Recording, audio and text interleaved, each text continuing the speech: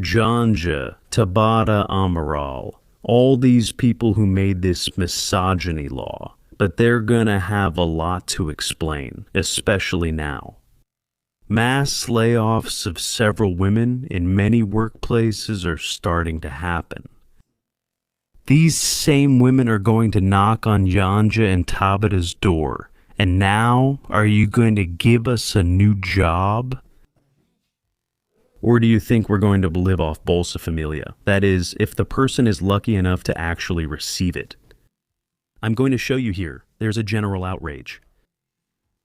Companies are firing a lot of women and hiring men after this law that these political figures made to try to get attention.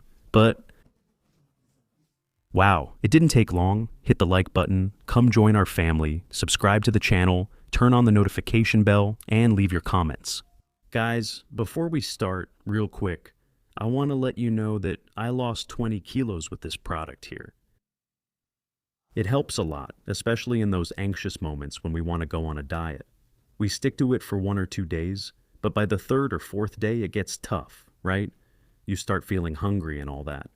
Slim Fare, exactly for that, to help control that anxiety we feel, and also to burn the fat from many foods that we sometimes end up consuming.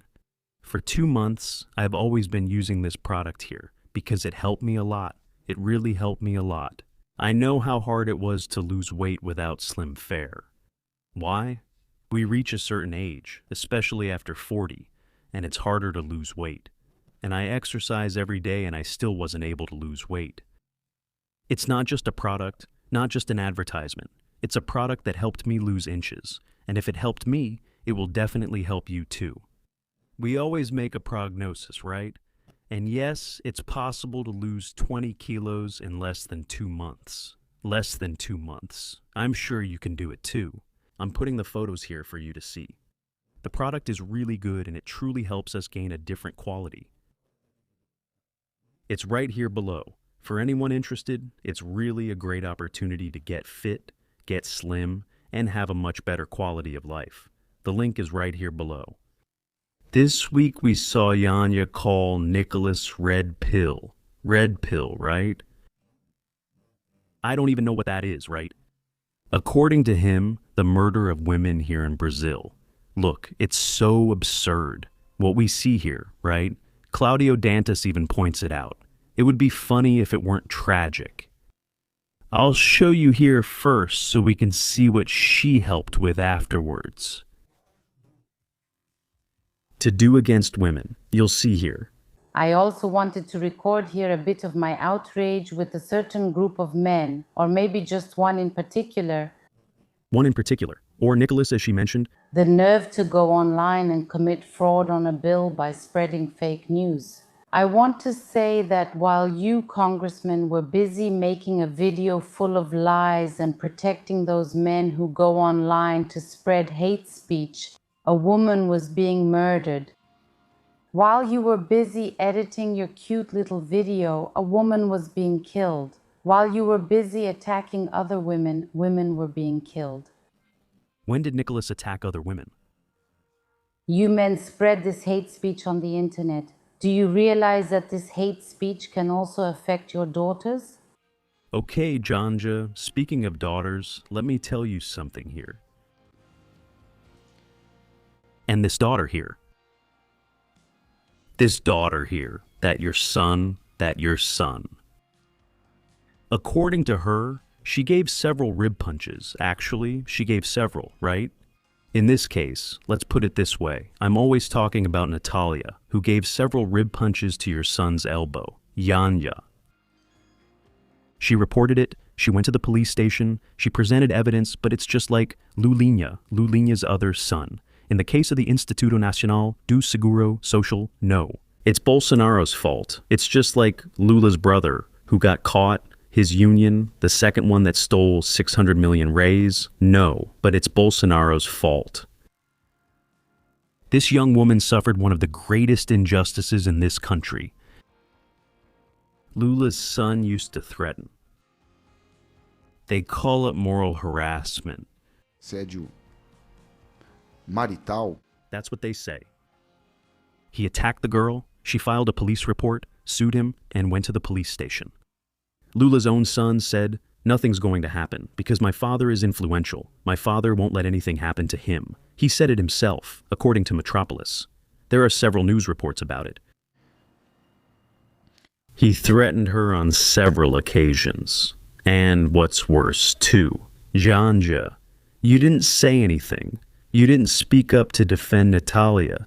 You only want to defend the women who suit you. The women who suit you. Not even in your own family, a woman by your side, according to her, being beaten because she said that. It came to blows, a woman being assaulted. Her husband saying that if the guy is a Corinthians fan, he can hit the woman. If he's a Corinthians fan, it's allowed. He said it himself. He said it himself. Didn't you say anything either? What kind of protection are you trying to give? You're blaming Nicholas, who doesn't have any case against him. Your son? Your son attacked you, look here. Yes, Natalia asks him before they fight, right? Yes. What are you going to do today? I'm going to have some coffee. Later I'll sign a commitment agreement with that company I showed you. At the end of the afternoon, I'll see my father. That commitment agreement, he was there in Cuba. He was in Cuba. Then, later, Natalia replies that Cheek wanted a black coffee. They have coffee, right? We can't have coffee anymore because Lula raised the tax so much that it's 40. I count the coffee, but they have it and like it. Did they want black coffee? Of course, for them, everything is easier. It's from our taxes, right? They take from our taxes. Everything gets much better, right? This guy here is another one who never worked a day in his life. Never worked. No. There was a time when he worked at clubs. He was placed in soccer clubs. He went through Palmeiras, Corinthians, and so on. He never did anything relevant. Never worked a day in his life. Never worked, just like his father. His father never worked either. When Lula started working, he himself lost a little finger, got retired, and everyone knows the story. And then Janja's son talks to his wife. Is the whore gonna be there too? The whore, look at what he calls his own mother, because Janja is in Maurice's place. As far as I understand, she's his mother, stepmother, right? Mother. Despite his beard, she's his mother. The whore is going to be there too. Now, if Lula's son calls his own mother that, he's calling his own mother that. Janja wants to say something now. If she had gone on social media to criticize her son, right? If she had pulled his ear, called him out like, "Are you crazy, man? That's so disrespectful," then she'd have the right to speak. If she had come out to defend Natalie Skincariol, this girl, who went through a really hard time, suffered a lot at the hands of Janja's and Lula's son. If she had said something, maybe she could be defending women. But which woman does Janja defend? Considering that in her own family, the guys are beating up the women in their own family. And she doesn't say anything. I don't get it, Janja. What's the point of this? So, Natalie can get beaten up, and she doesn't deserve your attention. She doesn't deserve your time to defend her. The guy calls you a whore. Your son, your own son calls you that, and that's okay. I don't get it. I don't understand their logic. And there are consequences for those atrocities and all. There are consequences. Because nowadays, and that's why they talk so much about regulating social media, we need to regulate social media. He's in love with Samba here. We only see her showing off at the Samba school, guys. No congressman has investigated this yet. She got government-linked companies to sponsor that Samba school. That's where Lula paraded. Companies like sponsor us there. Companies were forced to sponsor that samba school. Here. This is a disgrace. And then they come and say they defend women, right? Look, only if it were those women, unless they were Lula's artists. Fafa de Belém, the whole boy boomba party at this year's carnival. A few months ago, these people lost all sense, guys. They lost all sense. Tabata Amaral is coming too, this other one here, who wants to regulate social media. First, I want to say that yes, I am proud to be the proposer, the author of a proposal for us to bring more rules to social media. I won't defend discussing the content or pushing to boycott what someone can or can't say, but transparency is lacking. Social media receives significant funding, and we can't track or question deleted posts. what is she trying to say? That's another thing too. Look at how hypocritical it is. I'm showing it to you here. Her husband spent 600. It's not 1,000, no, 600 million reais. Just one city hall, you say. No, 600 million. That's federal government money. It's like a whole country would spend that on communication nationwide, right? He spent 600 million reais just in the city of Recife at the beginning of his term. With social media just to show off with that, with all of that stuff and so on. 600 million. And she's asking to regulate social media, of course, the social media of those who criticize them, not of those who speak well of them. So if you want to speak badly about Bolsonaro, you can go ahead and use social media as much as you want, but not about them. She also made a video called Nicholas, saying he doesn't work. She said, "Hey Nicholas, you're not working. You're the one who doesn't like to work." But Nicholas actually has more days present in the plenary than she does. She was present in the plenary for 117 days. Nicholas was there for 120 days. She justified 4 days of absence. Nicholas only needed to justify 1 day, that's it. She recorded a little video. And one in favor. Hours later, here comes Nicolas Ferreira, recording a 13-minute video. The video, Nicolas. Abomination? The truth is only one. They're really jealous because they can't get even 1% of the engagement that Nicholas gets. So we see these people getting desperate. Now you'll see the consequences of Janja and Tabata. This here is a big influencer on social media. You probably know her. A wonderful person. She has amazing content. Babia is sensational. Look at what she puts here first to avoid the misogyny law. She brought up a businessman here who fired 150 women and hired only men. Babia posted this, reported it on her social media. The influencer reported on social media a message she received saying she had attended a meeting with a businessman, owner of a company with 250 employees, of which 195 were more than men, 195 women. The excerpt says misogyny first, then she says to escape misogyny, sensational misogyny, escape misogyny, look. She says, look, to escape first here, to escape. Sensational misogyny, look, she says, sensational misogyny, sensational misogyny, sensational misogyny, sensational misogyny, sensational misogyny. Look here, look at what it means to escape the law of misogyny, to escape sensational misogyny. Here to escape sensational misogyny. Look, sensational. She puts it here to avoid the cost of settling with 150 women. Rather than dealing with 10 wrongful lawsuits, she puts it to escape.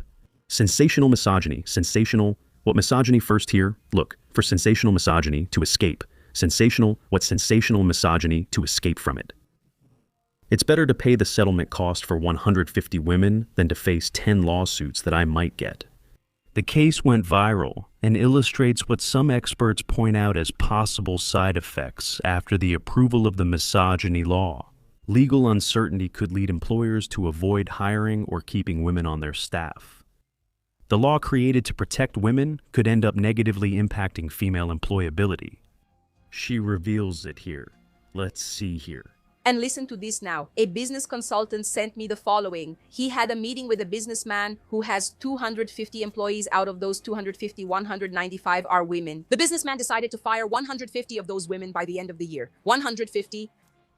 And hire in their placement over 28 years old fathers who live with their children. Do you know why? Because he did the math. The math is simple.